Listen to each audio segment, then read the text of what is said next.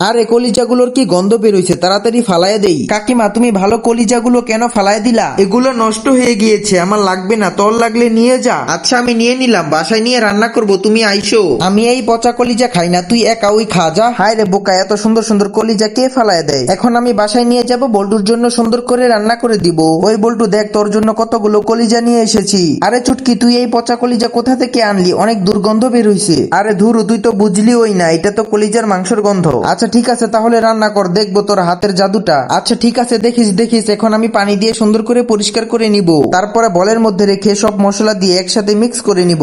এখন ঢাকনা দিয়ে ঢেকে 5 মিনিটের মতন রেখে দিব, ততক্ষণে আমি আগুনটা জ্বালিয়ে নেই। তার আগে তুমি যদি মেয়ে হয়ে থাকো তাহলে লাইক করো, আর যদি ছেলে হয়ে থাকো তাহলে সাবস্ক্রাইব করো, আর যদি না করো তাহলে বুঝবো তুমি অন্য কিছু।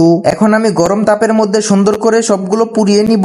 এই তো ফাইনালি সুন্দর করে হয়ে গিয়েছে। এখন উঠিয়ে নিব, পিস পিস করে কেটে নিব। উপরে অল্প কিছু মশলা মিক্স করে দিব। বল্টু, তোর কলিজার মাংস রেডি, খেতে আয় তাড়াতাড়ি। আরে ওয়াও চুটকি, এত মজা হয়েছে, তুই কি অসাধারণ রান্না করলি। দেখছস আমার হাতের জাদু। তাড়াতাড়ি সবাইকে সাবস্ক্রাইব করতে বল, না হলে তোকে খেতে দিব না। বলতে হবে না, সবাই এমনিতে ওই সাবস্ক্রাইব করে দিয়েছে, তাই না বন্ধুরা?